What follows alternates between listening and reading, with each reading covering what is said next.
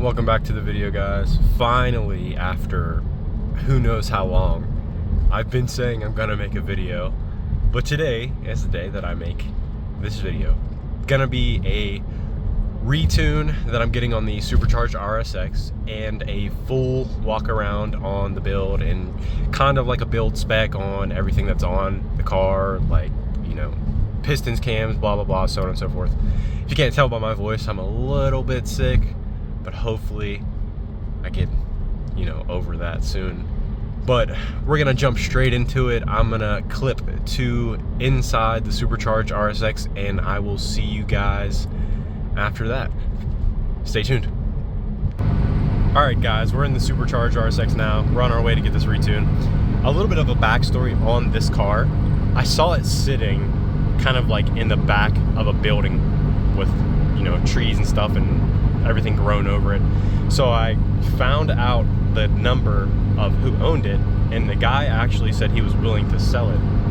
Now, this car already came with a built engine. It has a K20 head and a K20 bottom end, and if you look, it has 73,000 original miles, which is pretty good.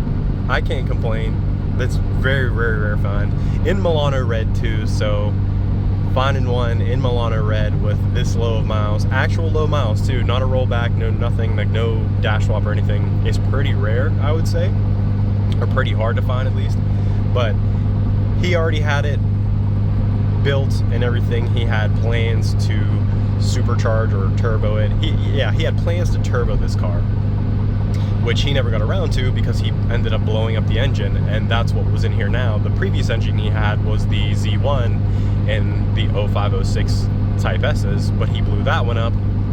Now what's in it is a K20 head and a 24 bottom end.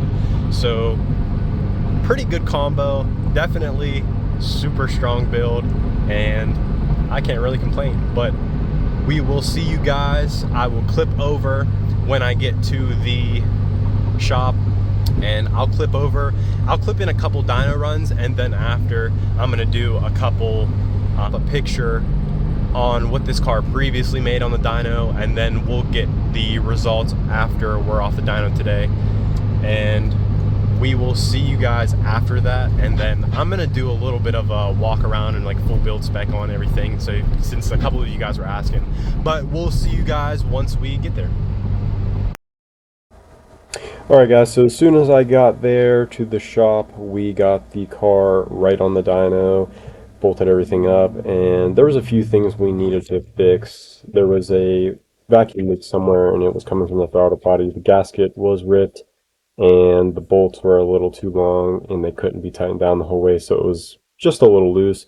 Got that all squared away, got all the vacuum lines and everything right, made sure everything was solid, and then we kind of went from there. The only thing else we did was put a larger crank pulley on, so pretty much everything was good after all the little fixes, and we were able to make as much power as the car will make. I did end up running out of injector on the car, so if I want to make any more power later down the road, I'll need to, one, make more boost, and two, get a little more fuel, so probably a little bit bigger of injector.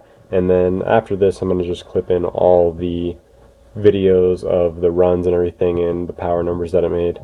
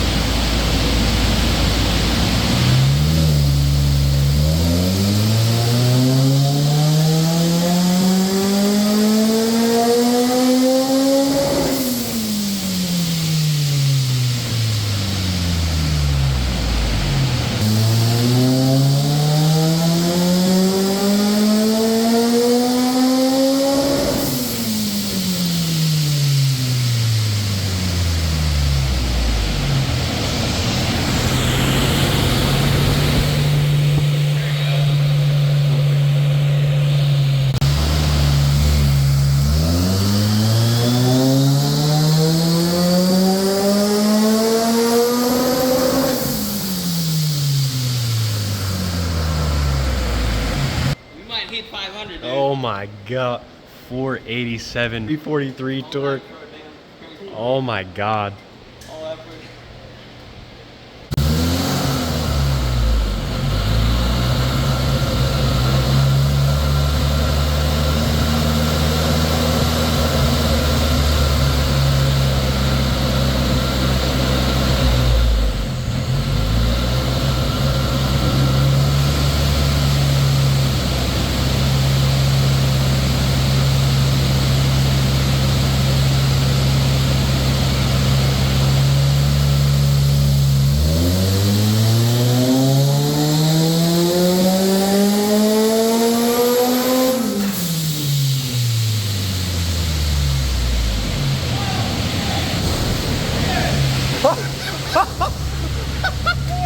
Oh my god. Oh my god. Hell yeah. Holy shit.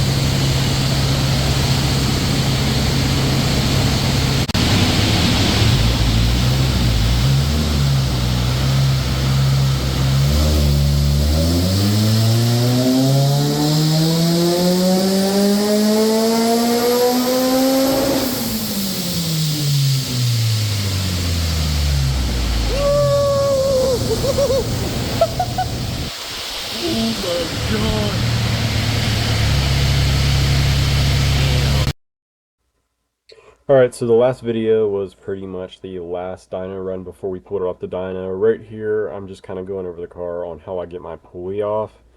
I'll go over a little more with the car too. So this 85mm pulley that I put on was the pulley in the last dyno tune. That was the setup of the car. So 85mm pulley, a C3892 Rotrex Supercharger, and a larger crank pulley.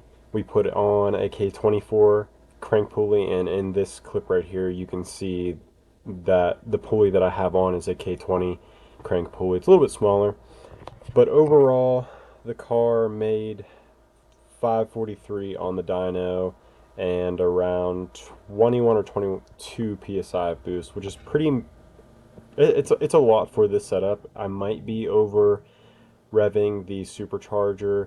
I do want to get a C38R-112, which is the one that flows a little more, and I would be able to make way more horsepower with that, and then bigger injectors I'd be able to set up or make about 700.